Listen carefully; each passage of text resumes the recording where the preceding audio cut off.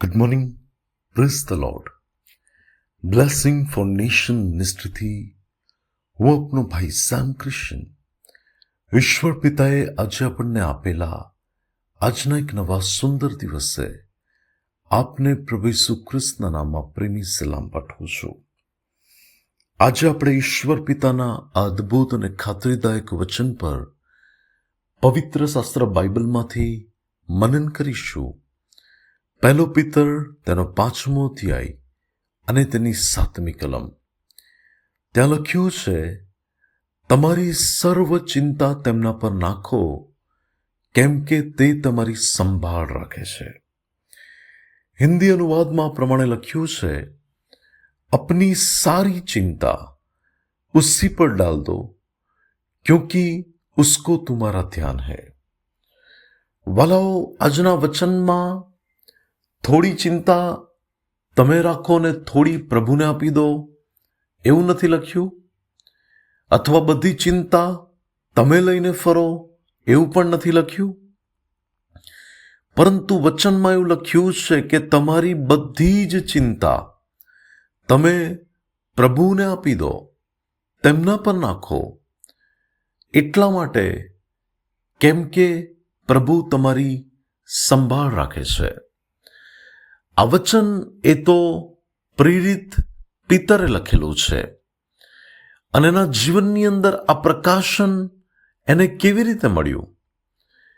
એવા સમયોની અંદર કે જ્યારે તેણે જોયું કે એક સમયે જ્યારે તેણે આખી રાત મહેનત કરી અને તેણે માછલીઓ પકડવાને માટે જાળ નાખી પણ કશું તેના હાથમાં ના લાગ્યું, ત્યારે ચિંતાથી ઘેરાઈ ગયેલો પિતર, નિષ્ફળતાની અંદર દબાણમાં આવી ગયેલો પિતર, કે જ્યારે ઈસુ ખ્રિસ્ત સાથે તેનો ભેટો થયો અને પ્રભુએ તેને કહ્યું કે ઊંડામાં આગળ જઈને જમણી તરફ પોતાની જાળ નાખ, અને વલાઓ પુષ્કળ માછલીઓથી એની આખી જાળ ભરાઈ ગઈ, એટલે સુધી કે તે એ જાળને ખેંચી પણ ના શક્યો. ત્યારે વલાઓ એની બધી ચિંતા દૂર થઈ ગઈ એ બાબતોમાં કે જ્યારે તેણે ઈસુનું સાંભળ્યું અને પ્રભુએ કહ્યું એ પ્રમાણે કર્યું. તેણે કલ્પના પણ નહોતી કરી એવું પરિણામ તેના હકમાં પ્રભુએ આપ્યું. અને એ જ પિતર પ્રેરિતોના કૃત્યોની અંદર કે જ્યારે તમે જુઓ કે એને જેલમાં પૂરી દેવામાં આવ્યો, હેરોદ રાજા એને મારી નાખવાનો હોય છે, પરંતુ આ પિતર ત્યારે ચિંતામાં નથી. ત્યારે તો એ બહુ જ સરસ રીતે જેલમાં બહુ જ આરામથી સૂઈ રહ્યો છે. અને વલાઓ, જાણે કે એણે એ બાબત સમજી લીધી એ સમયોમાં કે ચિંતા કરવા જેવું કંઈ નથી, પ્રભુ બધું સાચવી લેશે. અને આ પ્રકટીકરણ પણ તેને ત્યારે મળ્યું કે જ્યારે ઈસુ ખ્રિસ્તની સાથે જ્યારે તે મુસાફરી શિષ્યોની સાથે કરી રહ્યો હતો અને સમુદ્રમાં તોફાન ઉદ્ભવ્યું, ત્યારે એ તોફાનમાં પણ તેણે બૂમો પાડી. ત્યારે તેણે એ પરિસ્થિતિની અંદર ભયભીત અવસ્થામાં ઈશુને કહ્યું કે ઓ ઈશુ, અમને બચાવો, અમે નાશ પામવાની અણી પર છે. ત્યારે પ્રભુએ ત્યાં જે સમુદ્રના તોફાનને પોતાના શબ્દ માત્રથી શાંત કર્યું, અને બાઇબલ કહે છે કે મહાશાંતિ થઈ.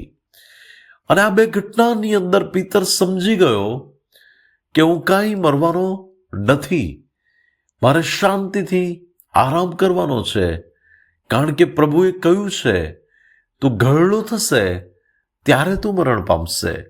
એટલે એણે જાણી લીધું કે જે ઈશુના મુખમાંથી મારા માટે શબ્દ નીકળ્યા છે, મને કશું જ નહીં થાય. વલાઓ, પ્રભુના મુખમાંથી તમારા માટે પણ એ શબ્દ નીકળેલા છે કે તમે આવતીકાલના માટે ચિંતા ના કરશો કે અમે શું ખાઈશું, અમે શું પીશું, અમે શું પહેરીશું. પ્રભુના મુખમાંથી તમારા માટે શબ્દ નીકળેલા છે કે હું તમને મારા ન્યાયના જમણા હાથથી નિભાવી રાખીશ. તો વલાઓ શું કરવા ચિંતા કરીએ? શું કરવા માટે એટલો બધો દબાણમાં ચાલીએ? શું કરવા આપણે આપણા જીવનોને અશાંત કરી નાખીએ એ બાબતો માટે વિચાર કરીને કે આ પરિસ્થિતિ ક્યારે બદલાશે?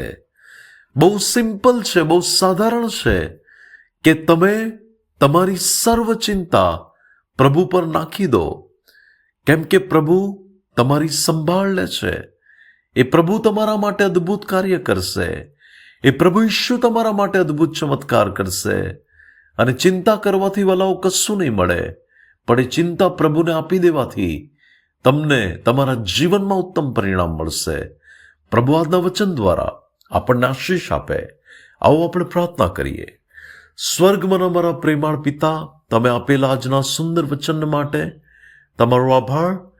ઈશ્વર પિતા, મારી પ્રાર્થના અને મારી વિનંતી છે કે પ્રભુ આજે કોઈ વ્યક્તિ ચિંતામાં, પ્રશ્નોમાં, બોજથી ઘેરાઈ ગયેલું હોય તો આજે એની સર્વ ચિંતા તમે લઈ લો અને તેના હકમાં તમે અદ્ભુત કાર્ય કરો.